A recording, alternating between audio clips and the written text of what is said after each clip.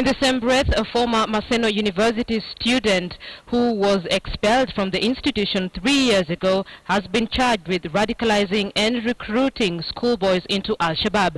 Ian Wafula reports. More than a dozen suspects appear before Chief Magistrate Susan Shitubi, but all eyes and lenses are focusing on one man, Samuel Wanjala Wabwile, now known as Salim Mohammed Wabwile. 3 years ago, he was expelled from Maseno University for allegedly stabbing his schoolmate. Today, the charges he faces are for an even bigger offense.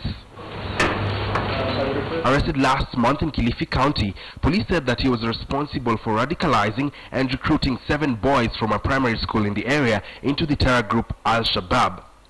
According to police, Wabwile was an imam at Liwatoni Mosque when he committed the offense. Chief Magistrate Susan Shitubi directed the accused to be remanded in custody after the prosecution opposed his release on bond, stating that he is a flight risk and could interfere with the witnesses. This, as investigating officer termed him as a dangerous man and a possible trainee of Al-Shabaab.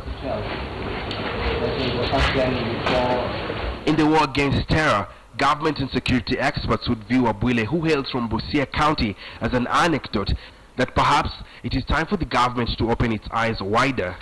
When the government launched an operation dubbed Usalama Watch, all security apparatus and energy were directed to East Lee, an area largely dominated by the Somali community. For days, the community would witness the highest rate of profiling yet.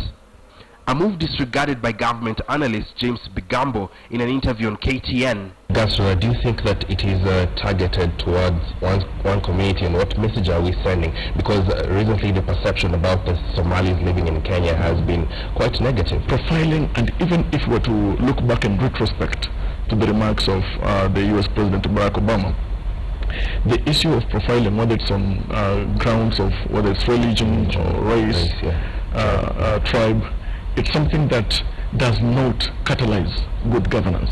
And so if at all we have to rise to claim good governance, then the profiling, whatever our sites we have trained on, whether it's fighting terror or etc., profiling should not have a space for that.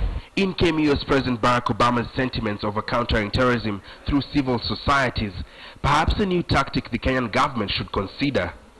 Terrorists who try to sow chaos, they must be met with force, and they must also be met, though, with a forceful commitment to uphold the rule of law and respect for human rights, and to treat everybody who's peaceful and law-abiding fairly and equally. Extremists who prey on distrust must be defeated by communities who stand together. Experts maintain that Al-Shabaab has opened its doors to anyone who is willing to share their extreme ideologies and does not recognize race, tribe, or religion, a fact they say is crucial in addressing terrorism. Ian Wafula, KTN News.